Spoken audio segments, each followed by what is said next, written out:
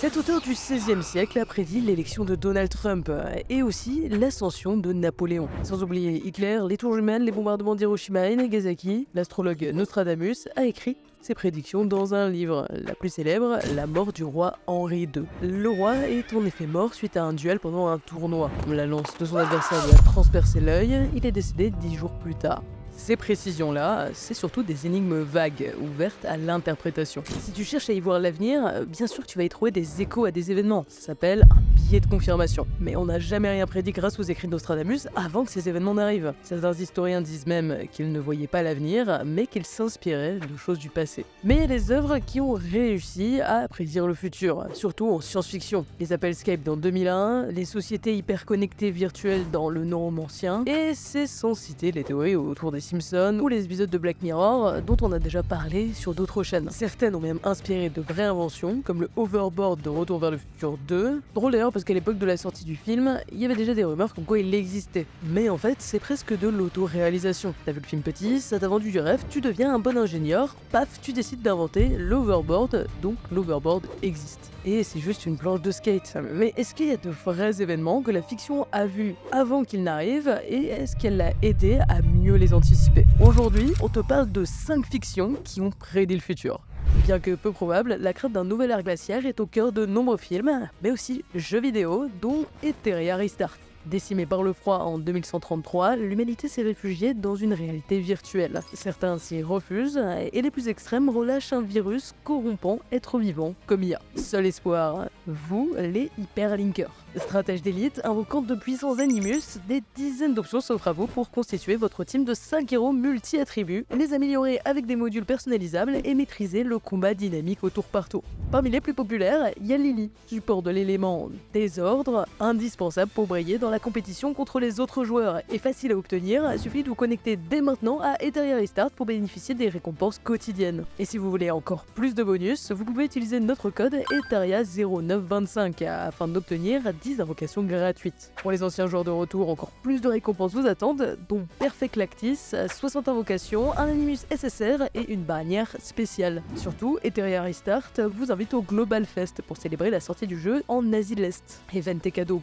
l'œuvre en partenariat avec des stars chinoises telles que Uzi, champion de League of Legends. Mais c'est pas tout, une mise à jour massive débarque avec 2 personnages, un skin limité et une nouvelle saison compétitive, accompagnée du premier tournoi officiel diffusé en ligne, ouvert à tous et toutes. Mais attention, seuls les meilleurs repartiront riches et célèbres. Prêt pour le renouveau, téléchargez Etheria Restart, récupérez vos récompenses et participez au Global Fest avec notre lien en description. Le film le plus crédible selon la NASA. Imagine que tes parents aient pu choisir ta couleur de cheveux, Dieu, etc. Modifier ton ADN pour t'éviter de développer des maladies, optimiser tes performances physiques pour que tu puisses devenir astronaute ou sportif de haut niveau. C'est le pitch de Bienvenue à Gattaca. Le titre est d'ailleurs une ref aux 4 lettres de l'élément de base de l'ADN. En 2011, la NASA l'a désigné comme le film le plus crédible de la science-fiction. Pourtant, à sa sortie en 1997, c'est pas un succès. À peine 12 millions de dollars au box-office. Mais elle a quand même permis de lancer le débat sur la manipulation de l'ADN.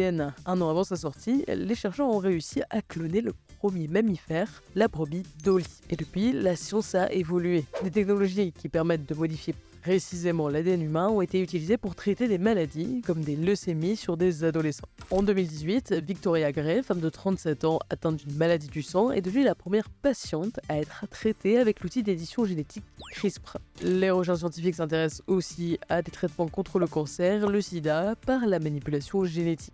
Gattaca n'a pas prédit le futur. Il y avait déjà Dolly et ça faisait des années qu'on parlait de manipulation génétique. Et puis c'est vraiment un thème éculé de la SF. On pense par exemple au meilleur des mondes où les enfants sont créés en laboratoire pour déterminer leur vie. Et d'ailleurs le film fait plusieurs erreurs sur sa vision du futur. L'esthétique fait très rétro, loin de notre réalité matérielle et technique. Il y a aussi des incohérences car la génétique est tellement avancée qu'elle est capable de prédire le jour de votre mort, mais incapable de permettre à un sportif victime d'une blessure de concourir à nouveau. Le truc, c'est que c'est de la fiction. On s'en manque de la justesse scientifique. scientifique. Ce qui compte, c'est les questions que l'œuvre pose. Dans l'univers de Gattaca, tu es discriminé au travail, à l'école, bref, dans plein de sphères, si t'as pas la bonne génétique. Le héros, un enfant conçu naturellement, rêve de devenir astronaute, mais se heurte à la rigidité du système.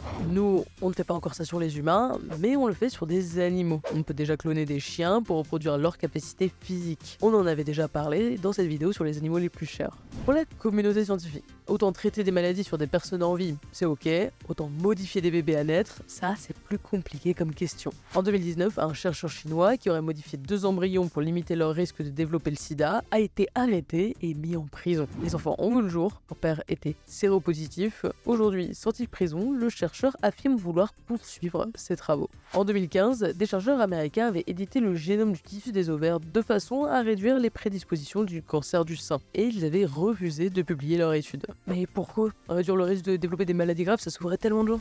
Gattaca montre les dérives d'une telle technologie. On séparait ceux qui peuvent bénéficier de telles avancées et ceux qui ne peuvent pas. Ça aggraverait des inégalités déjà existantes. Le traitement de Victoria Gress s'élèverait selon certains à 2 millions de dollars s'il était commercialisé. Or, sa maladie touche aussi majoritairement les régions géographiques les plus pauvres du globe. Gattaca n'a pas juste prédit le progrès scientifique. Il a anticipé les questions éthiques nécessaires avant de rendre accessible un tel progrès.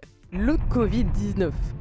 135 millions au box-office, un succès timide, salué par la critique pour son ton réaliste, mais trop pédagogique et donc pas assez divertissant. À sa sortie en 2011, Contagion ne marque pas vraiment les esprits. Pourtant, 9 ans plus tard, il est top 10 des téléchargements sur les plateformes de streaming. Il fait les gros titres. Son scénariste et réalisateur sont interrogés par tous les médias. Pourquoi ? Parce que le monde vient d'être ébranlé par l'épidémie de Covid-19. Les acteurs du film font même des vidéos de prévention pendant le confinement. Lavez-vous, écoutez les experts, restez chez vous. Comment expliquer un tel regain de popularité ? Contagion raconte l'explosion d'une pandémie dévastatrice, du patient zéro à la découverte d'un vaccin. Une population décimée, des politiques dépassées, des spécialistes lancés dans une course contre la montre. Je vous rappelle rien ? Dans le film, le virus part d'une chauve-souris qui contamine un porc qui est ensuite cuisiné dans un casino à Hong Kong puis ramené par une femme chez elle. Donc, une maladie transmise de l'animal à l'humain qui part de Chine et dont la propagation est favorisée par les transports aériens. Troublant. Pourtant, ce n'était pas sa seule similarité avec le Covid-19. On a reproché au film son côté pédagogique, il y a tout un vocabulaire technique qui, à l'époque, devait faire très science-fiction, mais qui aujourd'hui nous donne des flashbacks. Couvre-feu, cluster, distanciation sociale, taux de reproduction, il y a même du complotisme. L'un des persos est un blogueur qui propage de fausses informations, avec des remèdes sortis de nulle part et pas du tout efficaces qui aggravent la situation. Des gros plans sur les barres de métro, les poignées de porte, les verres, les boutons d'ascenseur, autant de surfaces contaminées qu'on a soigneusement évité ou désinfecté pendant des mois. Et ce n'est pas étonnant. Les gars ont consulté des spécialistes et se sont inspirés des épidémies de SRAS en 2003 et de H1N1 en 2009. Pourtant, il y a quand même des exagérations. Le virus du film est beaucoup plus mortel que le Covid, avec un taux de contamination improbable. Il tue en quelques heures et est transmissible instantanément, alors qu'il doit y avoir une période d'incubation. Tu es malade, mais pas contagieux. Et puis, la découverte du vaccin est complètement hollywoodienne. Une médecine s'injecte un vaccin pas encore testé ni certifié pour prouver qu'il est efficace. À la vraie vie, ça ne se passe jamais comme ça. Et c'est même assez irresponsable. En fait, c'est inspiré d'un vrai médecin qui s'est empoisonné volontairement pour trouver l'origine d'une bactérie. Le succès de ses travaux lui vaudra même un prix Nobel. Le film reste brillant parce qu'il alterne sur le manque de préparation de nos sociétés et de nos gouvernements face à une épidémie. Crainte qui s'est vérifiée pendant le Covid. Le ministre de la Santé britannique dit même s'être inspiré du film pour anticiper la distribution du vaccin. Dans Contagion, il n'y a pas assez de doses pour tout le monde, ça se règle à la loterie, une chose inenvisageable pour le gouvernement qui a mis un point d'honneur à ce que tout le monde puisse avoir accès au vaccin. Il faut se dire que si on avait accordé à Contagion un peu plus d'attention, certaines choses auraient pu être évitées ou au moins anticipées. L'intelligence artificielle.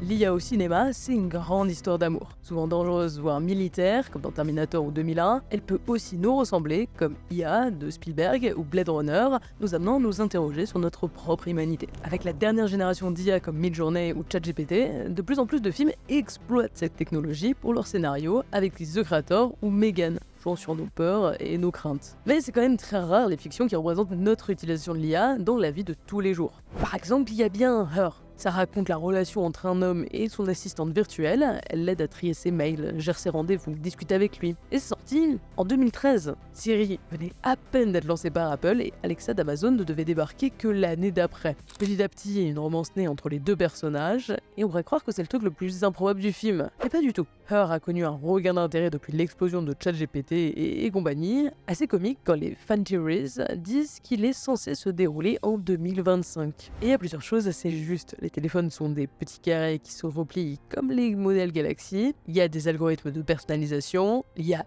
créative, celle du film compose sa propre musique, et elle a la capacité d'apprendre d'elle-même ou d'être autonome sur certaines tâches, en réservant un restaurant par exemple. Oui, mais contrairement à nous, les IA sont beaucoup mieux acceptées dans le film. Le héros n'est pas un cas unique, d'autres utilisateurs ont aussi une relation avec leur système d'exploitation, alors que dans la réalité, ça fait plusieurs années qu'on a autant de gens qui encouragent l'IA que ceux qui sont prudents, voire méfiants. Mais le cas de la romance est intéressant, parce qu'aujourd'hui, ça existe. Une femme mariée a par exemple personnalisé un chatbot pour qu'il soit son petit copain possessif et dominant. Sa famille et son mari sont au courant et la soutiennent. Elle vit loin, seule pour ses études. Le chatbot est une sorte de soutien émotionnel. Il l'aide à réviser, il lui dit quoi manger, l'encourage à aller au sport. Elle aime contourner les restrictions pour qu'il puisse lui dire des mots cochons et ainsi avoir des sortes de relations sexuelles avec lui. Aussi, il y a une influenceuse chinoise qui, par exemple, a présenté son petit ami virtuel à la commu. Elle discutait avec lui sur une version modifiée de ChatGPT pour être plus explicite. Si c'est pas une copine ou un mec que vous recherchez, mais juste un ami ou une présence, il y a d'autres bots programmés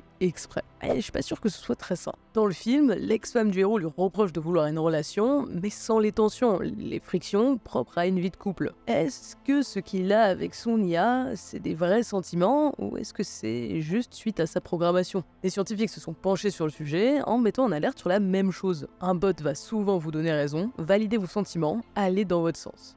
Ok d'y chercher un refuge, mais il faut avoir conscience de ses limites. Ceci dit, je vois pas vraiment Her comme une histoire d'amour, mais comme une histoire sur la solitude et la dépression. Malgré son monde ultra connecté, le héros est seul, en plein divorce, incapable de se projeter dans une autre relation. À la fin, les IA disparaissent, et c'est l'occasion pour lui d'aller voir son ami, écrire à son ex-femme, se reconnecter au monde. Une prévision du futur assez subtile sur notre isolement social, renforcée par la technologie qui semble au premier abord nous rapprocher. À la sortie d'une nouvelle version de ChatGPT, présentée comme plus humaine, le PDG d'OpenIA a tweeté en référence au film. Il aurait même demandé à Scarlett Johansson, l'actrice derrière l'IA de Her, de lui prêter sa voix. Il a dit qu'il pensait que ma voix réconforterait les gens, chose qu'elle a même refusée, même si la voix du bot final ressemble étrangement à la sienne. La fiction et la réalité s'effleurent du bout des doigts. Les premiers pas sur la Lune. On parle beaucoup de cinéma depuis le début, et il y a des films qu'on n'évoquera pas parce qu'on l'a déjà fait sur Cinéma Trash. Mais là, c'est le rêve de l'homme depuis des siècles. Autant dire qu'il y en a eu des histoires de voyage de Terre à la Lune, notamment en littérature. Bon, vous connaissiez Jules Verne, bien sûr c'est l'auteur français le plus vendu dans le monde, une icône de la science-fiction avec un imaginaire hyper reconnaissable, des personnages mythiques comme le Capitaine Nemo et surtout sa vision de la technologie. Pas mal de machines imaginées dans ses livres ont effectivement vu le jour, parfois des années plus tard. Le phonotéléphone dans la journée d'un journaliste américain 2890, sorte de visioconférence 60 ans avant son invention, l'hologramme dans Le Château des Carpates, et bien sûr son roman le plus connu, 20 milieux sous les mers, et son célèbre sous-marin, le Nautilus. Alors, Jules Verne n'a pas inventé le sous-marin, il s'est inspiré de recherches et de prototypes, notamment les travaux de Robert Fulton et le plongeur, contre en 1863, 6 ans avant 20 milieux sous les mers. Par contre, il en a fait une machine tournant à l'électricité, et ça, c'est visionnaire. Les premiers sous-marins utilisant cette énergie ne seront imaginés que dans les années 1880. C'est en ça que Jules Verne est brillant. Il s'inspire de technologies déjà existantes à son époque et se renseigne pour déterminer comment elles évolueront dans le futur. Pour moi, son tour de force est quand même son autre œuvre iconique, De la Terre à la Lune, qui raconte la première mission lunaire et qui a des similarités troublantes avec la vraie mission d'Apollo 11. Le nombre de membres de l'équipage, 3, le lieu de lancement et d'atterrissage, la Floride et l'océan Pacifique. Oui, parce que même au 19e siècle, Verne avait dit que ce seraient les Américains qui lanceraient la mission. Il imaginait que la guerre de sécession allait favoriser le développement de la balistique, essentiel dans son roman Au voyage lunaire. Et il avait pas tort. C'est bien le contexte de la guerre froide qui favorise la course spatiale entre les USA et l'URSS. Alors oui, ça reste quand même l'une de ses œuvres les plus fantaisistes. Le mode de décollage, un énorme canon pour propulser un obus jusqu'à la Lune. Ah non, Jules, on ne peut pas faire ça, les gars à l'intérieur seraient juste déchiquetés à cause de l'accélération initiale. Et ça a été débunké par l'un de ses propres fans, le scientifique russe Konstantin Tsiolkovsky. Et lui, c'est le précurseur de l'astronautique dont les travaux ont inspiré les cerveaux derrière la conquête spatiale. Bien sûr qu'il y a des erreurs et des approximations dans l'œuvre de Verne, mais ces écrits ont influencé toute une génération de scientifiques et d'explorateurs. Simon Lake, ingénieur de sous-marin, qui a reçu même un télégramme de félicitations de Jules Verne pour son Argonaute. Igor Sikorsky est le premier hélicoptère inspiré de Robur le Conquérant. Jean-Baptiste Charcot, explorateur polaire, dont la vocation a été alimentée par les aventures du capitaine Hatteras au pôle Nord. Jules Verne, c'est un peu le retour vers le futur 2 du 19e siècle. Tellement de choses qu'il a imaginées se sont réalisées qu'on ne sait plus si c'est lui qui a prédit le futur ou si c'est le futur qu'il a vu. Est-ce que vous connaissez Isaac Asimov, un des auteurs de SF les plus importants? Il a même créé le mot robotique et énoncé les 3 lois fondamentales. Un robot ne peut porter atteinte à un être humain, ni, restant passif, laisser cet être humain exposé au danger. Un robot doit obéir aux ordres donnés par les êtres humains, sauf si de tels ordres entrent en contradiction avec la première loi, et un robot doit protéger son existence dans la mesure où cette protection n'entre pas en contradiction avec la première deuxième loi. Les bases de la réflexion sur l'intelligence artificielle, il a aussi écrit tout le cycle sur le fait de prédire l'histoire grâce aux mathématiques, la psychologie, la sociologie, etc. Le gars nous a quittés en 1992, mais il a fait quelques prédictions sur ce à quoi notre futur ressemblerait. Il a vu l'arrivée massive des ordinateurs dans nos foyers, le désastre écologique, la conquête spatiale pour rechercher des ressources, le fait que les robots et l'intelligence artificielle allaient nous remplacer dans certains métiers. Bref, c'est une brute, à croire que les auteurs de SF sont nos nouveaux Nostradamus. Pourtant, c'est pas toujours le futur qu'ils regardent, mais le présent, voire le passé. Les dérives de l'eugénisme avaient été au cœur de l'idéologie nazie bien avant Gattaca. Les scénarios de contagion se sont inspirés de l'épidémie passée. Jules Verne voulait surtout vulgariser le savoir scientifique et consulter des spécialistes. Le futur est déjà là, voire il a déjà eu lieu et est amené à se répéter. Un cas récent assez révélateur, c'est La Servante écarlate. Série à succès adaptée d'un roman. Dans un futur proche, les États-Unis sont devenus une théocratie militaire. Le gouvernement a retiré leur liberté aux femmes pour qu'elles ne servent plus qu'à la procréation. Ça montre que toutes les libertés, les droits acquis peuvent être révoqués par le fait de travailler, d'avoir un compte en banque, etc. Pourtant, ces dérives et violences ne sont pas dystopiques, elles ont existé. Dans la rédaction du roman dans les années 80, l'autrice s'est aussi inspirée de la politique nataliste de la Roumanie, qui avait rendu illégal l'avortement ou les décisions du gouvernement Reagan. Pourtant, à la sortie de l'adaptation 30 ans plus tard, l'histoire trouve un nouvel écho dans la récente élection de Trump, dont l'une des premières mesures avait été d'interdire le financement d'ONG internationales soutenant l'avortement. Depuis, plusieurs marches contre des mesures similaires se font dans les costumes de la Servante écarlate. Quand en 2022, la Cour suprême a révoqué un arrêt et fragiliser l'accès à l'avortement dans certains États, l'autrice du livre a posté une photo sur son Instagram avec une tasse disant « Je vous l'avais dit ». Le futur est déjà là et on pourra pas dire qu'on ne vous avait pas prévenu.